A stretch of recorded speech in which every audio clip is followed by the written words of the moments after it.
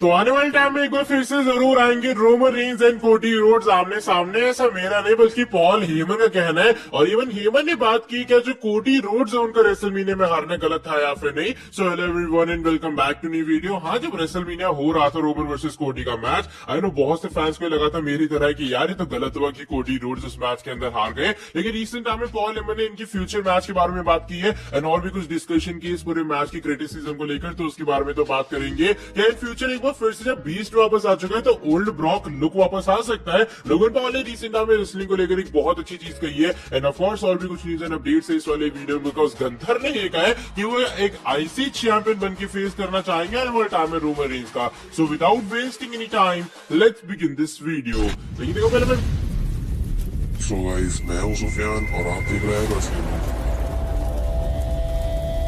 करने वाला हूं हमारे विंसेंट केनेडी मैकमैन के साथ में। और विंस मैकमैन के पीछे जो लोग हैं भाई वो हाथ पैर मुंह सब धोकर पड़ चुके हैं। मैं ऐसा क्यों कह रहा हूं, बिकॉज रिसेंट टाइम के अंदर होता क्या, हमारे जो विंसेंट केनेडी मैकमैन है उनको लेकर कुछ जो लोग हैं भड़क जाते हैं। पहले ट्विटर के ऊपर तो फायर विंस ट्रेंड हो ही रहा था, लेकिन जब डब्ल्यूडब्ल्यूई अपने बम्प वाले एपिसोड के ऊपर लाइव आते हुए नजर आए यूट्यूब चैनल पे, तो उसके अगर अब तुम कॉमेंट सेक्शन चेक करोगे, स्क्रीनशॉट्स में डाल दूंगा, तुम कॉमेंट सेक्शन चेक कर रहे हो, यहाँ पे फायर विंस के जो लगातार चैंट्स हैं या फिर मैसेजेस हैं वो पॉप हो रहे हैं। और एक दो मैसेज नहीं भाई, ऑलमोस्ट हर जो मैसेज है वो फायर विंस को लेकर था। एक आधा हार्डली होगा कोई मैसेज जिसके ऊपर फायर विंस की जगह कुछ और लिखा हुआ था, वरना भाई हर जगह ही है कि back triple H fire Vince ऐसा करके जो लोग हैं एकदम हाथ पैर मुंह धो के पीछे पड़ चुके हैं हमारे विंसेंट केनेडी मैकमैन के। आपके हिसाब से क्या सही है कि जो विंस मैकमैन उनके वापस आते सारे जो फैंस है इतना तगड़ा रेंज दिखा रहे कंपनी को। एंड मुझे एक गट फीलिंग आ रही है कि आने वाले स्मैकडाउन के शो में भी देखना ये कुछ चैंट्स जरूर लगते हुए नजर आएंगे। अब चलो बढ़ते हैं नेक्स्ट अपडेट की तरफ। इस बार हमारे current intercontinental champion the ring journal Gunther के बारे में जुड़ी है।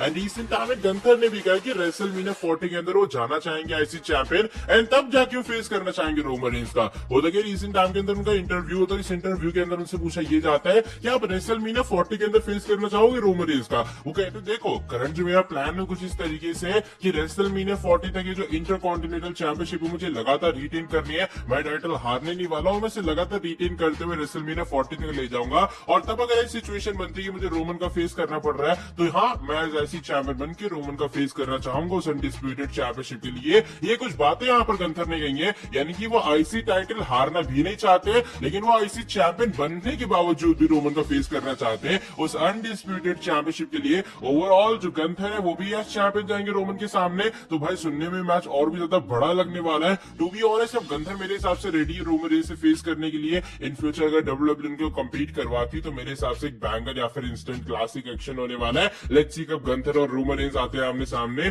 लेकिन हाँ, मुझे लग रहा है टक्कर की या फिर कह लो कांटे की टक्कर होने वाली है जब रोमन गंथर का होगा आमने सामना। आपके हिसाब से इन दोनों को कब आना चाहिए आमने सामने, समर स्लैम में या फिर रेसलमेनिया 40 के अंदर? अब चलो बढ़ते हैं आज की हमारी नेक्स्ट अपडेट की तरफ। और इस बार ये जुड़ी है काओ बॉय या फिर कह लो बीस्ट इनकार्नेट ब्रॉक लेसनर के बारे में। एंड लेसनर को लेकर भी रिसेंट टाइम के अंदर कुछ बातें आ चुकी है सामने कि क्या उनका फिर से ओल्ड लुक वापस आएगा या फिर नहीं। क्योंकि जब भी ब्रॉक हील टर्न होता है या फिर ब्रॉक एक बार फिर से अपने पुराने वाले मूड में वापस आते हैं, फैंस का एक ही क्वेश्चन होता है क्या ओल्ड ब्रॉक लेसनर वापस आने वाला है? तो देखो हम लोग ये तो जानते हैं कि ब्रॉक को अच्छी खासी क्रिएटिव या फिर फ्रीडम कह लो मिली हुई है करंटली, और अगर वो जो चाहे वो कर सकता है ऑफकोर्स डब्ल्यूडब्ल्यूई कंपनी के अंदर। इवन अगर ब्रॉक चाहे वो अपने मैचेस भी चेंज करवा सकते हैं क्योंकि ऑफकोर्स वो ब्रॉक लेसनर है। तो बताया जा रहा है कि हार्डली चांस है कि ये जो पुराना वाला लुक उनका वापस आता हुआ नजर आए, बिकॉज करंटली जो लेसनर वो अपने इस लुक के साथ में खुश है। ऑलरेडी मैंने बताया भी था कि लेसनर ने काफी बार कहा कि एक्चुअल में जो भी फिलहाल हम टेलीविजन स्क्रीन के ऊपर देख रहे हैं ये असली ब्रॉक लेसनर है, ये कोई दिखावे वाला या फिर फिल्टर वाला ब्रॉक नहीं है। तो इसलिए मुझे लग रहा है टू बी ऑनेस्ट एक बहुत लो चांस है कि पुराना वाला जो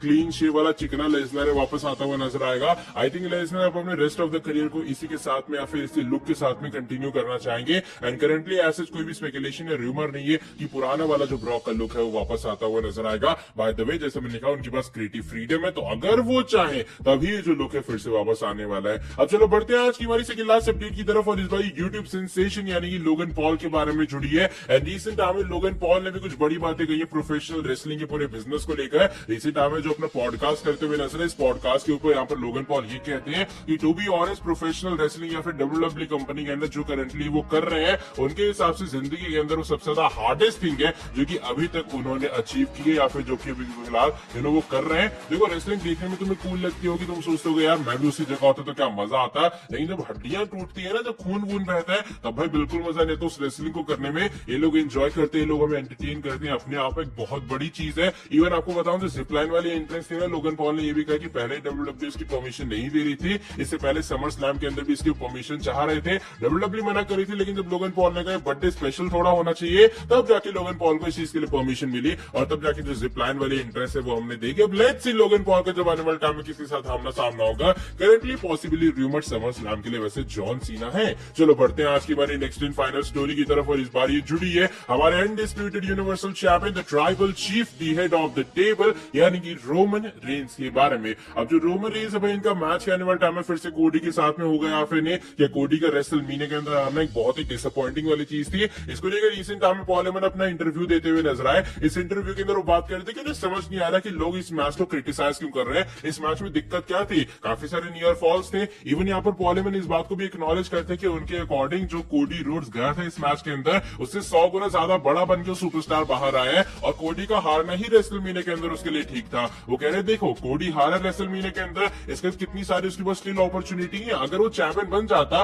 हेमन को ऐसा लगता है कि काफी सारी और जो अपॉर्चुनिटीज है करेंटली कोडी एक्सप्लोर कर पाते। इवन यहाँ पर पॉल हेमन ये भी कहते कि दिक्कत किस बात की है, ये पहली बार थोड़ी था या फिर एक आखिरी डिफेंस थोड़ी था रोमन रेंस का। आने वाले टाइम में रोमन रेंस और बार चैंपियनशिप डिफेंड करने वाले हैं और आने वाले टाइम में हो सकता है डाउन द रोड एक बार फिर से कोडी रोमन का आमना सामना हो जाए। तो कुल मिला के टेंशन वाली बात तो है ही नहीं कि इन दोनों का फिर से मैच नहीं होगा। अल्टीमेटली यहाँ पर वो इन दोनों के रीमैच की बात कर रहे हैं और इवन यहाँ पर हेमन ये भी कहते हैं कि उनके हिसाब से कोडी रोड्स का हारना रेसलमेनिया के अंदर एक सो फार बेटर डिसीजन था या फिर कोडी रोड्स का जीतना होता उस मैच में, बिकॉज ऑफ कोर्स कोडी जीते तो चैंपियन के तौर पे सिर्फ डब्ल्यूडब्ल्यू के अंदर कंटिन्यू करते, लेकिन ऐसे वो ब्रॉक के साथ में भी अच्छा खासा फ्यूड कर पा रहे हैं। तो ये कुछ बातें यहाँ पर रिसेंट टाइम में हेमन ने कही, यानी कि रीमैच तो हो गई आने वाले टाइम में, लेकिन आपके हिसाब से भी क्या कोडी का हारना रेसलमेनिया के अंदर एक सही डिसीजन था और क्या आपके अकॉर्डिंग भी कोडी जितने बड़े सुपरस्टार बनके उस मैच के अंदर गए थे उससे 100 गुना ज्यादा बड़े सुपरस्टार बनके बाहर आए हैं। बाय द वे आज की वाली वीडियो बस यहीं तक थी। अगर ये वाली वीडियो पसंद आई है फटाफट से इस वाली वीडियो को नीचे लाइक कर दो, साथ में जो लोग चैनल के ऊपर न्यू है सब्सक्राइब नहीं किया सब्सक्राइब करो चैनल को और बेल नोटिफिकेशन को कर देना ऑन। मिलता हूं आपसे आके नेक्स्ट वीडियो के अंदर बहुत ही ज्यादा जल्दी।